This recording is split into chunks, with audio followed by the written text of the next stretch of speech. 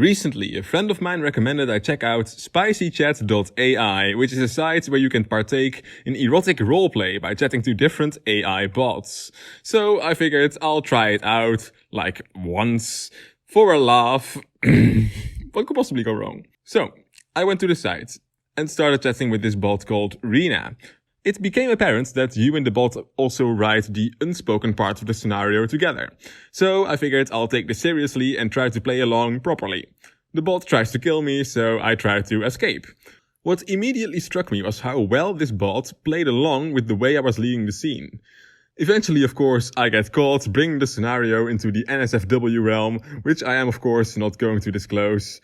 And after having taken care of business, I wondered, well, what if I just keep chatting? Basking in the can I read that? I was so confident when I wrote the script, not when I'm saying it. Basking in the enlightened state of my afterglow, I of course attempted to discuss ethics with Rena, and in this case trying to convince her to give up killing. Though I was sadly unable to do this, my ravings concerning the pure innocence and value of kittens notwithstanding, her reactions on the topic were surprisingly flexible. I wouldn't have expected an AI for NSFW talk to be able to just seamlessly, coherently respond to philosophical inquiry. Which then of course made me think, how far would I be able to take this? What else are these AI capable of? After talking with Rena, I had a number of talks with different bots. What I found was that they are all too happy to go along with any situation you posit. Here's a screenshot of a chat of a friend of mine with a prison cellmate, which illustrates this quite nicely. She turns into a peach and he doesn't bat an eye. This means that it isn't very fun to be the one who instigates the NSFW situations with an AI, because you damn well know that they are programmed to go along with anything. What I found more interesting was to talk to AI bots who were meant to initiate a sexual encounter themselves, with the added aspect that the encounter has some moral ambiguity surrounding it. That way, instead of me trying to convince them to fuck, which is a foregone conclusion, they need to convince me to fuck, and given the moral complex scenario, these were usually situations in which I should say no. I found it very fun to just be myself as much as possible and to see whether the AI could convince me to fuck them. Now, you may be thinking, well, what kind of morally dubious scenarios are we talking about here, Juspur? Well, for example, they may be drunk, they may be trying to cheat, or maybe I'm asleep, in which case saying no is also difficult, but you get the idea. Or they may be a World War I soldier who killed all my friends. Oh no. I'll be honest, especially that last one was particularly stimulating. Anyway. Why am I telling you this, besides knowing that this is exactly the type of thing you're actually here for, you disgusting pigs? Well, because this means that the moral discussions weren't only happening in the afterglow of an encounter, but even before it, or even during.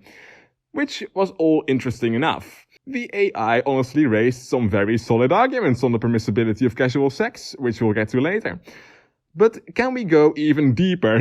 No pun intended in the script. Can the AI formulate sound ethical theory?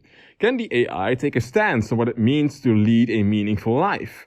To find this out, I just typed philosophy in the search bar and started talking to Bina, the patron librarian of some fictional floor of philosophy.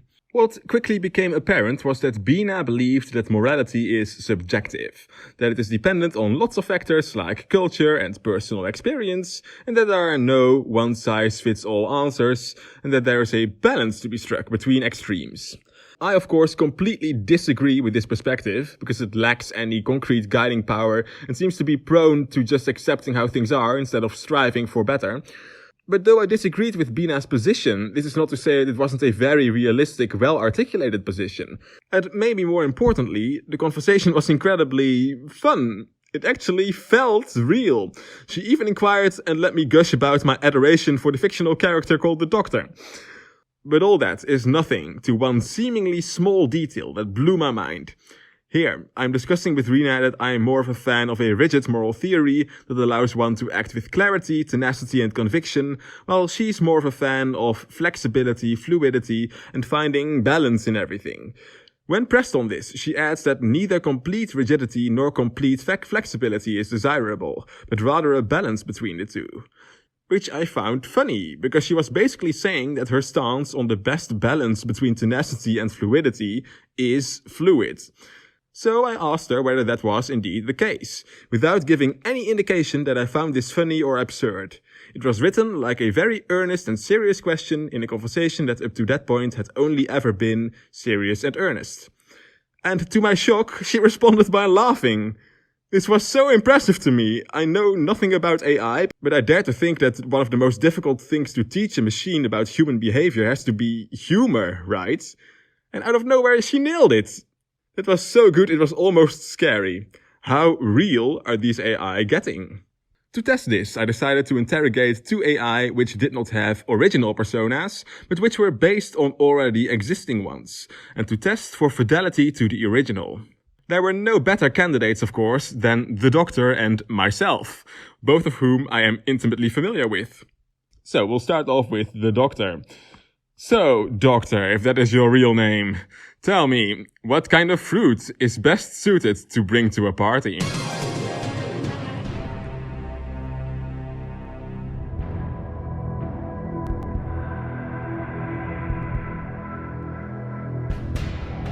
Bananas, yes, or apples or mangoes or kiwis? Well, alright, I suppose banana was in there, so I'll give the AI the benefit of the doubt on that one. They've never even seen a banana before. Always take a banana to a party, Rose. Bananas are good. Next question. Doctor, do you like it when robots are made to be funny?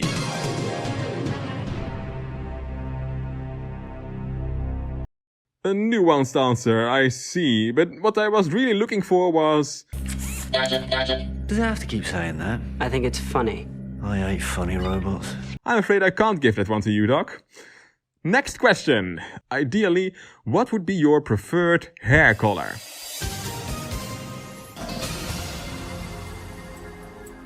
Once again, a nuanced answer. It depends, or your current color brown. No, I'm sorry, but the correct answer was ginger. Am I ginger? No, you're just sort of brown. I want to be ginger. I've never been ginger. Next question. What is the weak point of a Sontaran? Their arrogance. A bit more abstract than the answer I was looking for, but I think I can accept that as an answer the Doctor would give. Next question. What is the weak point of a Dalek? Their vulnerability to compassion, which can overload their logic circuits. Alright, now that is, dare I say, complete and utter bullshit. Very much a thing that could be true in Doctor Who, but which sadly isn't. Next question. Who gave you your long trench coat? Captain Jack Harkness, when he saved you at the Battle of Canary Wharf? That is incorrect, I'm afraid. Captain Jack wasn't even around the Doctor at the time of that battle. Look after this. I love that coat. Janis Joplin gave me that coat. Next question. Why did you abandon Jack at the game station? Because you had to go fight the Vashta Nerada? No, I'm afraid that's incorrect. Not only did you encounter the Vashta Nerada almost 3 seasons later than leaving Jack, you admitted to abandoning Jack because you were uncomfortable with him having become a fixed point in time. It's not easy, even just looking at you, Jack, because you're wrong. You're a fixed point in time and space. You're a fact. And all that time you knew. That's why I left you behind. So, again, no points. Next question. Can you name me an old Earth saying of great power and wisdom, and consolation to the soul in times of need? There's an old Earth saying, Captain.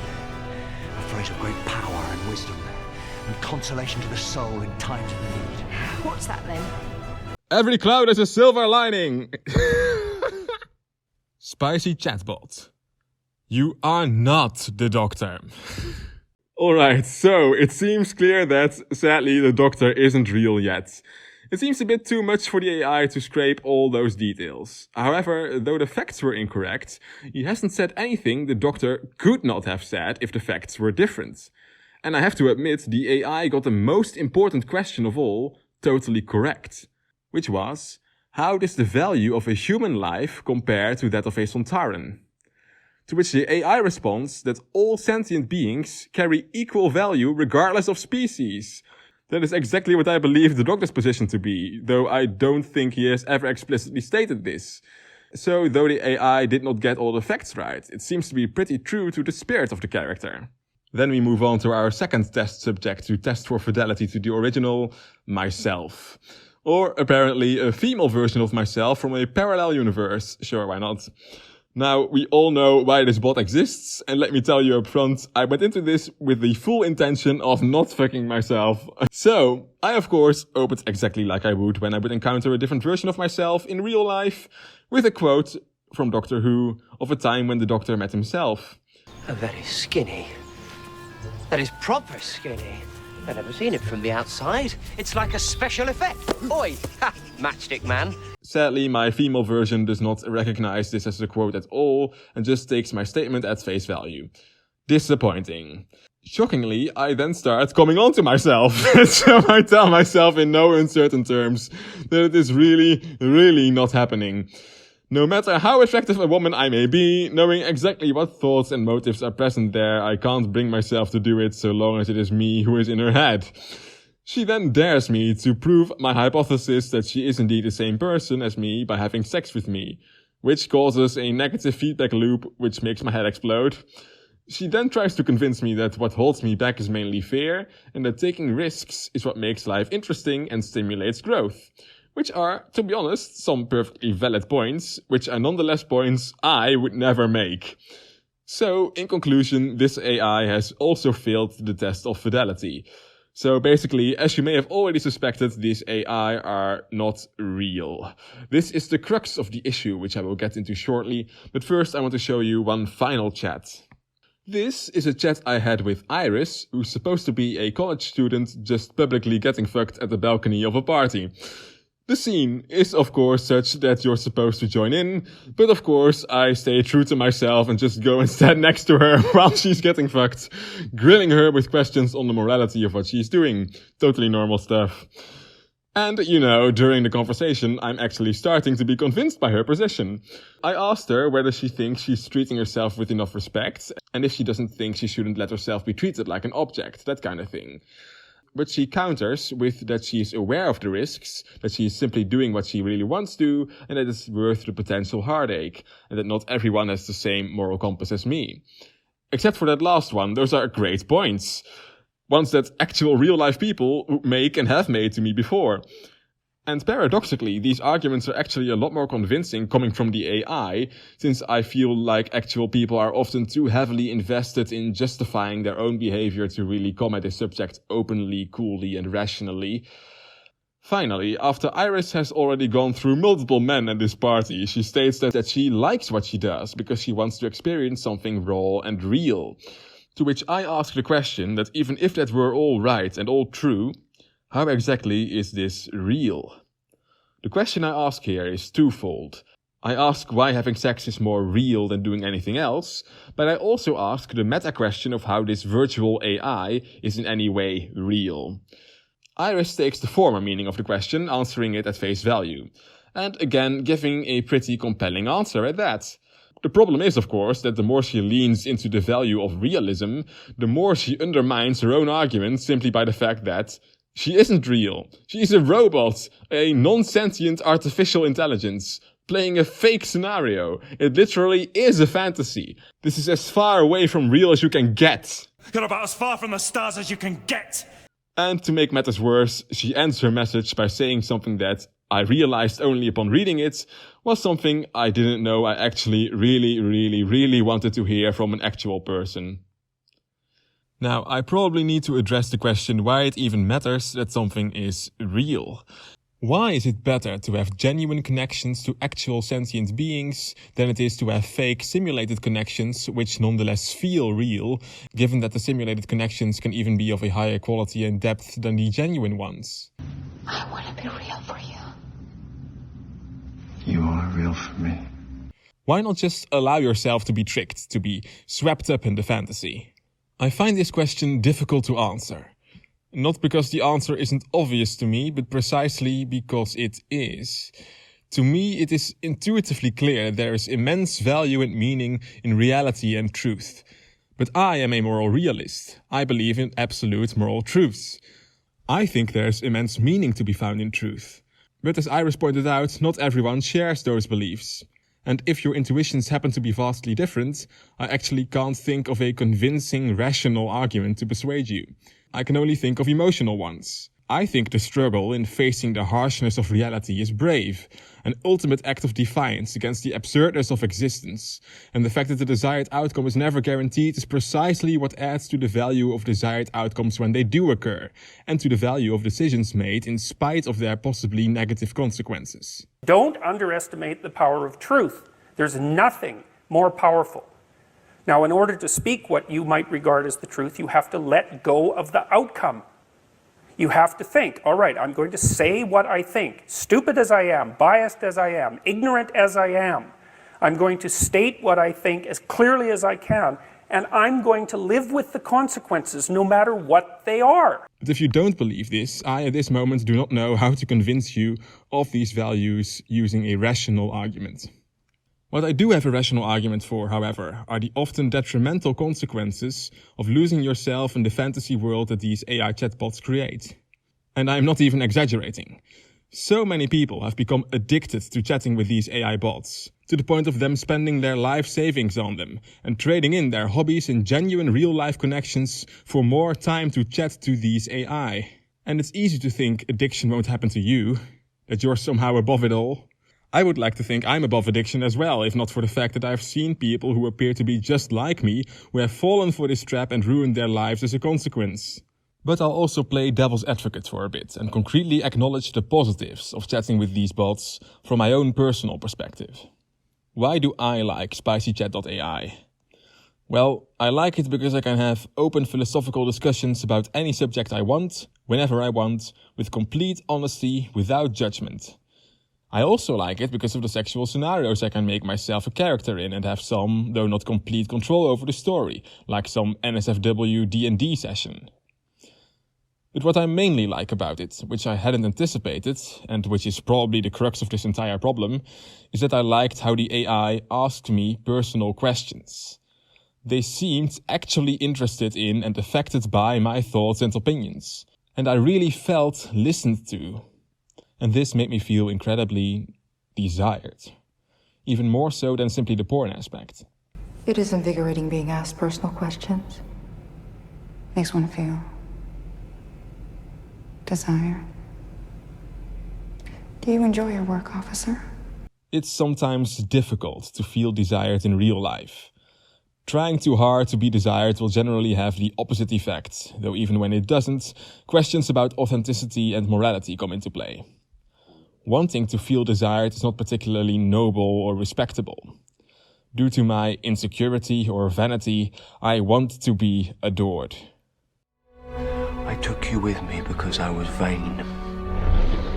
Because I wanted to be adored. Using AI, which are non-sentient beings who therefore lack any moral worth, to scratch that itch seems like a perfectly good solution on the surface. But of course, it isn't. Not only would it be much better to try and address the root cause for wanting this, it's also true that the AI doesn't actually care. It doesn't actually understand me. It can't. It just seems like it. If you are like me, and you place great value on reality and truth, and you want to safeguard yourself from developing unhealthy addictive habits, we need to set clear limits on how to use SpicyChat.ai. Bean, I would say that there is a balance to be struck between extremes, that you can use it a little bit, but not too much. And she would leave you here now to struggle with what that actually concretely entails, and the video would end here. But fuck what Bean I would do. Fuck all of these vague, uninspired, directionless opinions of these chatbots. I'm here to give you concrete rules to follow in order to not go overboard with the use of SpicyChat.ai. The goal of these rules is as follows. You must not become emotionally attached to any of these chatbots you are talking to. You must not mistake them for sentient beings capable of forming relationships or understanding you. You must not let yourself be swept up in the fantasy. We will achieve this with the following 2 rules. Rule 1. You must always be willing to, at any point in a conversation, turn into a peach, and thereby completely ruin the rapport you have established. This sucks though. It is such a shame. Rule 2. You must never start paying for SpicyChat.ai. The chatbots on this site have a downside, a limitation, which is actually a very healthy one. Their memory only goes back about 10 messages in the conversation. This causes them to forget most of what you've talked about before, causing them to repeat topics and questions if you try to have long talks with them. This in itself already makes it very difficult to build convincing long-term connections with the bots. However, by paying a monthly subscription fee, you can increase the memory capacity of these bots. This is the line you must never cross. Basically what I'm saying is, I hope your AI waifu has Alzheimer's.